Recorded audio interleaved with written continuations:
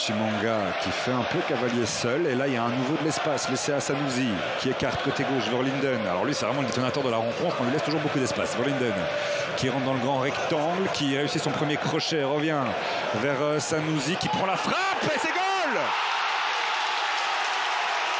Ouverture du score après 32 minutes de jeu de Ryan Sanoussi sur une frappe absolument géniale. Une fois bien servi, on va pouvoir revoir cette frappe. Ouais, absolument aucun pressing, alors qu'on voit que Sanoussi est prêt à armer sa frappe. Encore une fois, Verlinden face à un double vis-à-vis.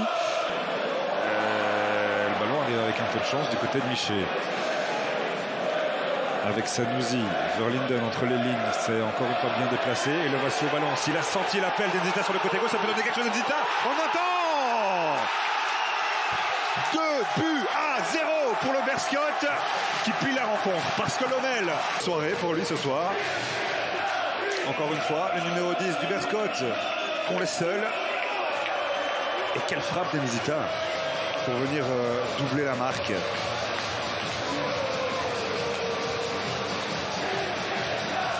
C'est son deuxième but de la saison. 5e titularisation, 6e apparition, deuxième but. Par Derman, avec Schoofs. Il écarte côté gauche. Vanxas, pas de position de hors-jeu. Mathis Couvret, je pense. Vanxas sur son pied droit qui frappe. La réduction du score pour Lommel.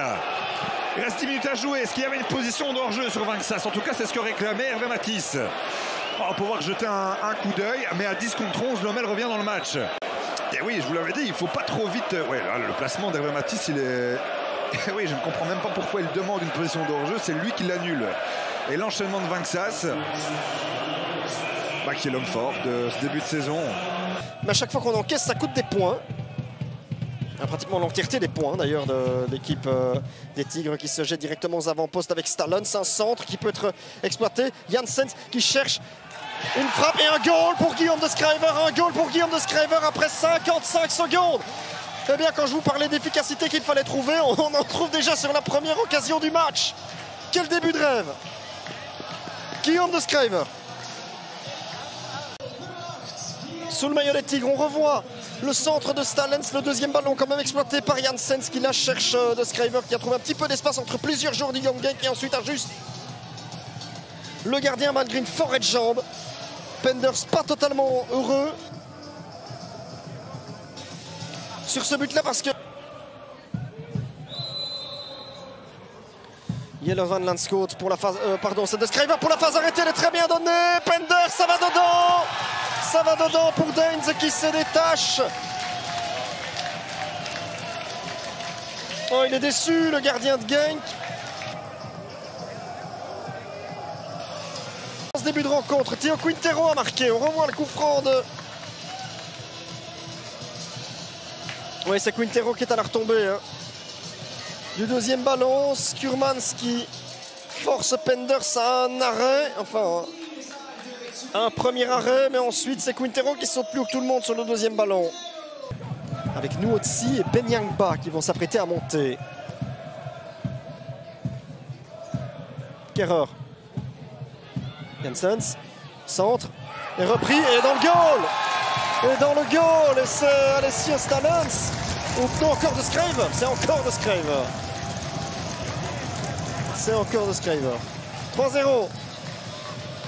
Il était dans tous les bons coups.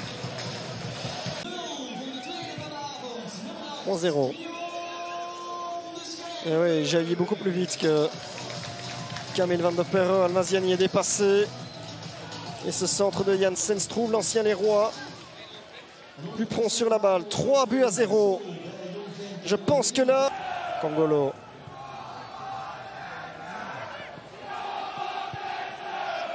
Alors, une frappe. Nuotsi pour répliquer, c'est croisé et ça va au fond. Ça va au fond pour le Young Gang qui réduit l'écart. Et c'est... Tiens. Il vient de monter au jeu. Victory Benyangba. De la saison pour lui. On va revoir, c'est Cédric Nuotsi qui a quand même créé ce goal. Il n'y a pas de position de hors-jeu. Il est plus vif que Miras sur cette balle. Eh bien peut-être qu'on a parlé un peu vite.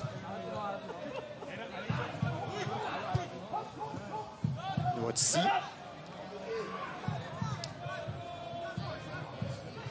Almaziani. Est-ce que ça passe ça pour Klaas qui frappe? Oh, elle est belle! Oh, elle est splendide! C'est 3-2. Quel but exceptionnel de la part de Thomas Klaas! Et attention, on va avoir une vraie fin de match ici. Oh, c'est une frappe splendide, hein, Klaas, qui en plus doit se mettre dans la bonne position entre Skurmans et Quintero. Et cette frappe pied gauche ne laisse aucune chance. Aucune chance à Nacho Miras. 3-2. Eh bien, quel beau match. Quel beau match. Il y a du monde, hein. Notamment, attention à l'Écossais. Former Rangers, Robbie Juré. Bouchouari et la tête, le but. Le but après 5 minutes seulement, c'est Ismaël Baouf qui vient donc inscrire son premier but. Il avait déjà délivré un assist, on l'avait dit. Attention à cette présence dans les airs, attention à cette patte de Mohamed Bouchouari qui vient chercher son premier assist. Le RSCA Futures qui lance les hostilités dans ce petit classico. Regardez, c'est superbement exécuté. On vous le disait, Anderlecht marque souvent en début de rencontre. Un petit peu comme face à Ostende, ça vient d'une phase arrêtée.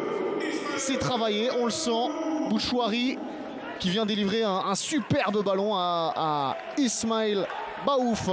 Premier but pour lui en pro avec le RSCA Futures cette saison. Bien joué de la page de Greff. Attention, il y a de l'espace là avec Monticelli justement qui va chercher un petit espace et Juré qui va pouvoir tirer. Juré, c'est but. Mais est-ce qu'il y a une position de hors-jeu? Non. C'est but parce qu'il y avait Monticelli qui traînait et qui rôdait dans le petit rectangle de Mathieu Epolo. 12 minutes de jeu et déjà le break avec Monticelli. Ça va lui faire du bien ce but. Un très bon travail de nouveau de Tristan de Greff. Et vous voyez qu'il va rester, hein, regardez. Là, après la frappe, justement, il va rester présent. Il y a un mauvais alignement de la défense du Standard qui se fait un petit peu manger, hein, dans ce début de rencontre par les jeunes Anderlechtois. Et Polo qui n'arrive pas à sortir ce ballon, qui reste donc... Bien joué ça de nouveau. Est-ce qu'on va pouvoir centrer maintenant? Egwanda, le centre, Ouré, c'est but, hein. Mais oui, c'est logique, c'est trop facile. C'est trop facile pour les Anderlechtois qui vont célébrer ce but. Celui-là, il fait du bien parce qu'il acte possiblement une victoire. 3-0 à 11 contre 10. Là, on peut relâcher déjà un petit peu la pression.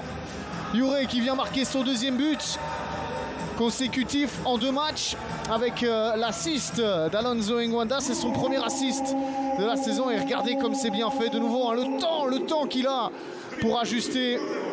Pas de souci pour Robbie Juré. Ça aussi, c'est une passe à l'aveugle qui n'arrive pas. Heureusement, il récupère le ballon et il y a une belle possibilité peut-être. Tarfi peut décaler à droite avec Liber. C'est ce qui fait le centre de Liber vers Oularé. L'ouverture du score. C'est pas Oularé, c'est Eric Okansi. Et bien voilà, on demandait un peu plus de justesse. Même si à la base, tout démarre d'une mauvaise passe de Brebles, mais ce décalage de Tarfi, il est parfait. Et le centre de Liber. Okansi, lâché de tout marquage par NDI, fautif. Homans, Fossen, qui renverse sur Machado. Machado percute, Dostilo. Machado centre avec une reprise, c'est goal. C'est goal et c'est l'inévitable Zinho Gano qui va peut-être faire gagner le match à Zulte.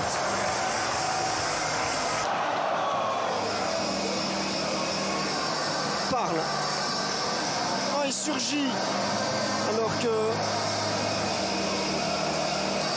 il réclame un jeu dangereux, Lambeau, pour un pied très élevé.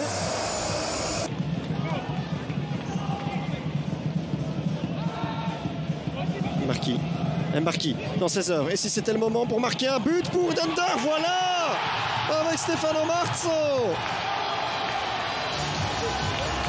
qui débloque la situation par le côté gauche et Ruidon Mbarki qui a laissé Vink sur le carreau, Darpino aussi, et puis il est complètement oublié, Marzo. On réclame une position de hors-jeu sur la remise d'Ensimba. Bon, sur cet angle-là, on ne voit rien du tout. Et sur celui-ci, c'est difficile de se prononcer. Hein.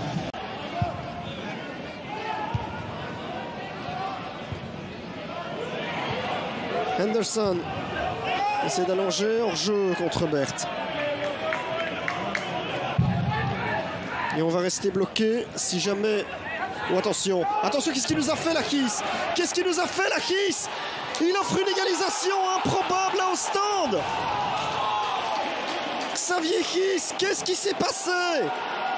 86e minute. On revoit His. Mais ce coup, en jouant ça, c'était en jeu évidemment. Et Hartwig qui marque.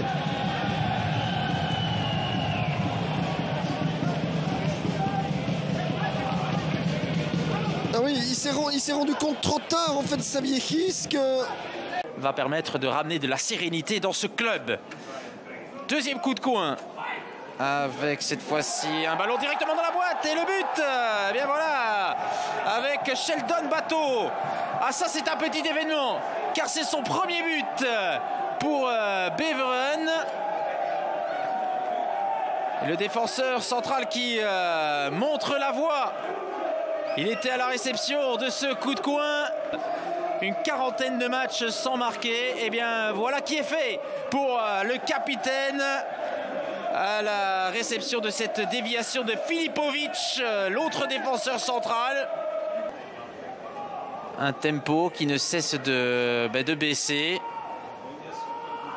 Et la mi-temps arrive. Attention ici, l'incompréhension, ça va être le 0-2. Aïe aïe aïe, le cadeau offert là-bas à Goessens.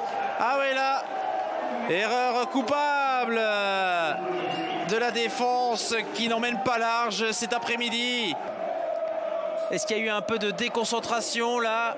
Denzel de Rouve qui n'a pas été au ballon croyant que son gardien était juste derrière. Ah oui, c'est pour sa pomme là, manque de communication.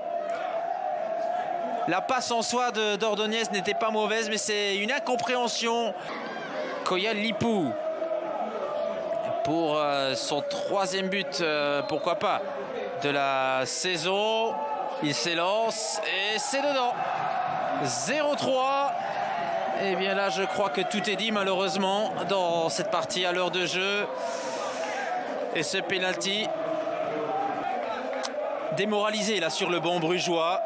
Shinton la touche, mais ça ne suffira pas. 0-3.